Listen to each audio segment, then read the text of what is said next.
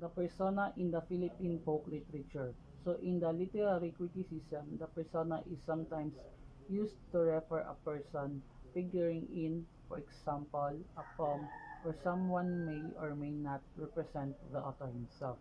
It is assumed intellectual and emotional center who speaks as it were the reader or the audience. So it is a speaker to whom the authority may speak in its own name. Those words and ideas may be also be fictive so as to produce a consistency between the fictional character and the ideas and speech that he expresses.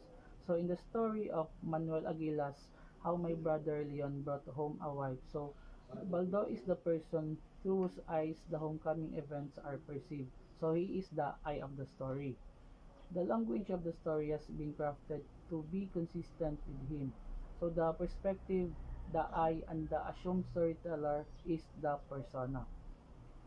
In the literature of the known authorship and whose poetics are identifiable and identification of the literary persona in the matter of course, but folk literature is different. So it is only anonymous, but it is historical, social origin, and is also difficult to determine. Thus, identifying the persona in folk literature is different. What is even more difficult is the determination of what kind of people that he was addressing at the time of composition and what cultural condition he merely presupposed and did not even bother to reflect in its text of his work. So, in effect, folk literature leaves many things unsaid and yet expects the listeners and the readers to know what is and does not say. Identifying the speaker or persona of folk literature helps the reconstruction of the social milieu that produce a folk material, and hopefully enlarges the reader's understanding of the attitudes and the social context of the literary constructs. An attempt to identify the persona of the folk literature, therefore, is both a critical need and a pedagogical prerequisite to fully appreciate what folk literature is saying. So, a piece of literature reflects what the world and the view is. Author. And the case of folk literature, the world and the worldview of the society that created it or carried it on by the tradition. So as a reflection of the world and the author society, it contains character and reflects the interest existing and experience in some form of real world of its origin.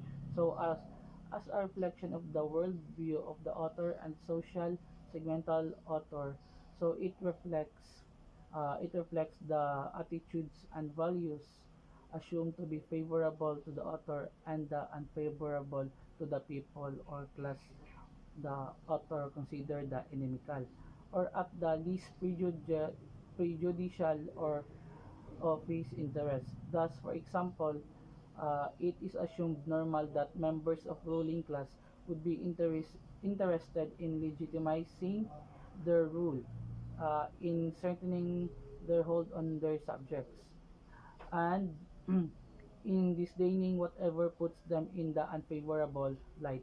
By the same token, it is assumed that the member of the ruled class would normally be interested in upholding the dignity of praising the abilities of his own kind. So even if in doing so, he does it at expense of those outside of the class.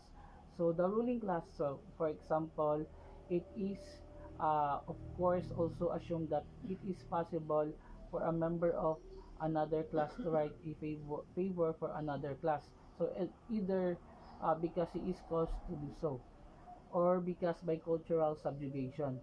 He has come to identify the own interests with his own who subjugate him. So in this case, it is clear from a moral perspective that the ultimate class origin of the literature is the one who's interested in the slanted. So because of the certain societies as William Henry Scott has noted, have been classless. So largely because of the societies are too small and poor to have found either the need of the functional possibility, the stratification, it is also assumed that some societies may not have been produced literature of classes, but a communal literature representative of their common interests.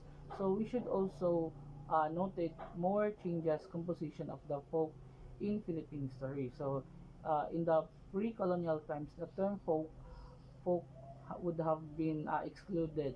So the Datu and the Sultan, even the Maginoo classes, so the folk were the Timawa and the Alipin. But in the colonial times, many of the Datus and Maginoo fell from power and became reduced to the status of the common people of the folk. So today's folk include the descendants of these downgraded classes. So this is how the modern times of this literature. Now, let us move on to the Kwentong Bayan. So in Kwentong Bayan, it is a folklore that is shared by a particular group of people, so it encompasses the traditions to common cultures, subcultures, or groups. So this includes oral traditions such as tales, legends, and proverbs and jokes. So under the Kwentong Bayan, we have the alamat or the legends. So in alamat, it is a Filipino word for legends and folktale. So the Philippines is rich with the mythical tales that are unique to each region of the country.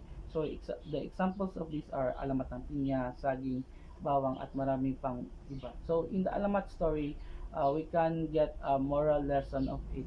Then we the last one is the acts of God. So in the acts of gods, the Filipino folk basic ontology is that the universe is made up of two types of realities, which is the visible and the invisible. So in the invisible are the human being, while the invisible has the powers like the gods and goddesses, such as in the example in the Kalinga, they have gods and goddesses like Kabunyan. It is a supreme deity, also called as Kadaklan, which means the greatest, who derives bad spirits away, making the soil suitable for crops. And they also have Kidut, which is the god of lightning, and Kidlat, which is the god of lightning. The traditional oral literature of the Filipino people is referred to as Philippine folk literature.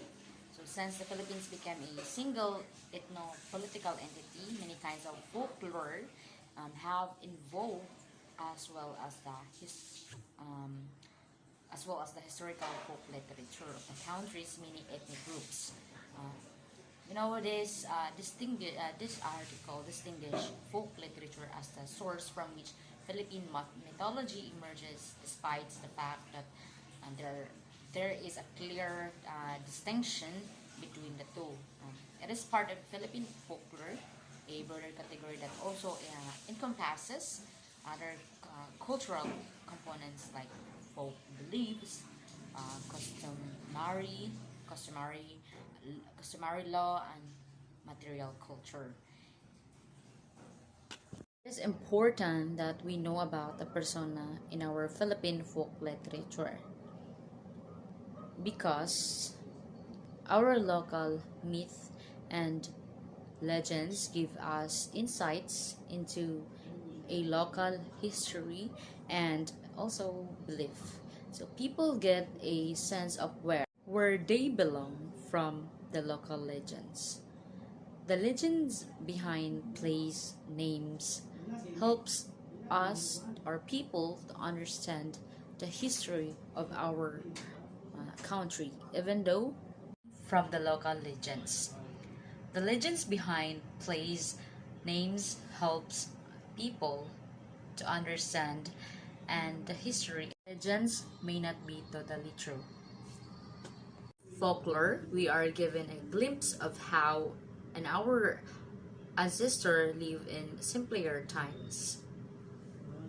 Moreover, it helps us make sense of the mystery of the world through a lens we can uniquely call our own. For fortunately, a lot of our countrymen have been keeping our myths alive through different means.